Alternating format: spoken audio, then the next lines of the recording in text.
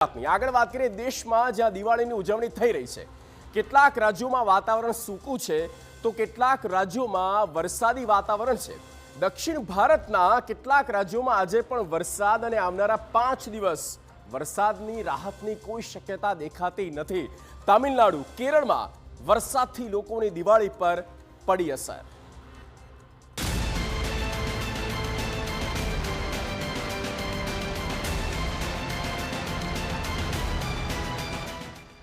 દિલ્હીમાં એક્યુઆઈ 400 ને પાર. દક્ષિણ ભારતમાં ભારે વરસાદ. એક દેશ ભિન્ન ભિન્ન વાતાવરણ. બે રાજ્યોનું વાતાવરણ એકબીજાથી આખું અલગ. ક્યાંક ભારે વરસાદથી બગડ્યો માહોલ તો ક્યાંક હવાની બગડતી ગુણવત્તાથી બગડ્યો માહોલ. ઉત્તર ભારતની સરખામણીએ દક્ષિણ ભારતમાં વરસાદે મચાવ્યો કહેર.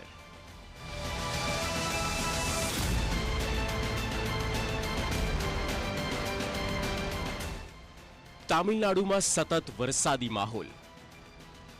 દક્ષિણ ભારતના 3 રાજ્યોમાં ભારે વરસાદ. થુથુકુડીમાં ત્રીજા દિવસે પૂર જેવી સ્થિતિ. 6 જિલ્લામાં ઓરેન્જ એલર્ટ. દક્ષિણ ભારતમાં વરસાદ સતત થઈ રહ્યો છે. ખાસ તો તામિલનાડુ અને કેરળમાં આ દિવાળી પૂરી રીતે વરસાદે બગાડી. છેલ્લા 3 દિવસથી તામિલનાડુ, કર્ણાટક અને કેરળમાં ભારે વરસાદ થઈ રહ્યો છે. તામિલનાડુમાં સૌથી વધુ વરસાદ નોંધાયો. મંગળવારે રાજ્યમાં 11.7 મિલીમીટર વરસાદ થયો હતો. થુથુકુડીમાં સતત ત્રીજા દિવસે પૂર જેવી સ્થિતિ સર્જાઈ. વધુમાં ચેન્નઈના ઘણા વિસ્તારોમાં પણ પૂર આવ્યું, જેના કારણે રસ્તાઓ પર પાણી ભરાઈ ગયા, જેથી રસ્તાઓ પર અવરજવર કરવી મુશ્કેલ બની ગઈ. આ પહેલા ચેન્નઈ એરપોર્ટ રનવે પણ પાણીથી ભરાઈ ગયો. ભારતીય હવામાન વિભાગે જણાવ્યું હતું કે દક્ષિણ પૂર્વ અરબી સમુદ્ર અને લક્ષદ્વીપ પર ઓછા દબાણને કારણે વરસાદ પડ્યો છે. રાજ્યના 6 જિલ્લાઓ માટે ઓરેન્જ એલર્ટ જારી કરવામાં આવ્યું, જેનો આજે ચેતવણીનો બીજો દિવસ છે. કેરળમાં ભારે વરસાદથી એકનું મોત. સોમવારે કેરળમાં ભારે વરસાદને કારણે ઇડુક્કી, એર્નાકુલમ, મલ્લપુરમ, કોઝિકોડ, કન્નૂર અને કાસારગોડ જિલ્લામાં ઓરેન્જ એલર્ટ જારી કરવામાં આવ્યું. રવિવારે ઇડુક્કી જિલ્લામાં ભારે વરસાદને કારણે આવેલા પૂર અને ભૂસ્ખલનમાં એક વ્યક્તિનું મોત થયું છે. મલ્લપુરના વાઝીકક્કાડાઉમાં અનેક રસ્તાઓ અને 50 ઘર પાણીમાં ડૂબી ગયા. ગુડાલુર કોઝિકોડ રોડ પર ટ્રાફિક પ્રભાવિત થયો. જિલ્લાની કરકોડમ, કાલકડ અને અતિથોડ નદીમાં પાણીનું સ્તર ઝડપથી વધી ગયું છે.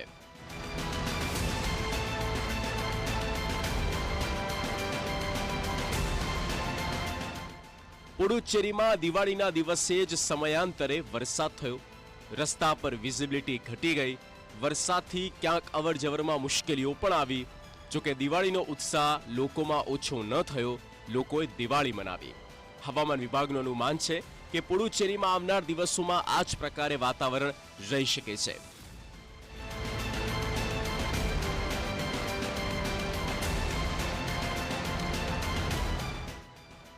આગામી 5 દિવસ સુધી વરસાદ. આઈએમડીએ કેરળ, લક્ષદ્વીપ, તામિલનાડુ, પુડુચેરી, આંધ્રપ્રદેશ અને દક્ષિણ કર્ણાટક માટે આગામી 5 દિવસ માટે વરસાદની ચેતવણી આપી. આંદામાન અને નિકોબાર ટાપુ, દરિયાકાંઠાના કર્ણાટક, રાયલસીમા, દક્ષિણ કર્ણાટક, આંધ્રપ્રદેશ, ઓડિશા અને તેલંગાણામાં પણ વાવાઝોડા સાથે વરસાદની શક્યતા છે.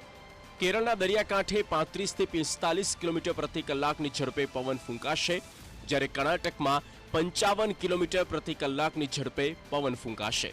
ઊંચા મોજા ઉછળવાની શક્યતા છે, તેથી માછીમારોને દરિયામાં ન જવાની સલાહ આપવામાં આવી છે. The low pressure area over southwest Bay of Bengal has become a well-marked low pressure area over the same region, and the associated upper air cyclonic circulation is extending up to 7.6 km above mean sea level, and it is likely to move west-northwestward and intensify into a depression over south, west and adjoining west central Bay of Bengal of Tamil Nadu and South Andhra Pradesh coast by afternoon of tomorrow. Thereafter, it is likely to continue to move west-northwestward towards North Tamil Nadu, Puducherry and South Andhra Pradesh coast and intensify further during subsequent 24 hours. And it has no direct impact on Odisha. However, rainfall activity very likely. આમ દક્ષિણ ભારતમાં વરસાદે તહેવાર પર અસર પાડી. તામિલનાડુથી કેરળ સુધી પાણી અને મુશ્કેલીઓની વચ્ચે લોકો તહેવાર મનાવી રહ્યા છે. હવામાન વિભાગની ચેતવણી છે કે વરસાદનો આ સિલસિલો હજુ ચાલુ જ રહેશે, એટલે રાહત કરતા સાવચેતી વધુ જરૂર બની ગઈ છે. દક્ષિણ ભારતમાં એક તરફ દિવાળી છે અને લોકો એકબીજાને મીઠાઈ ખવડાવીને શુભેચ્છા પાઠવી રહ્યા છે અને કહી રહ્યા છે નૂતન વર્ષા અભિનંદન. Bureau report, TV9.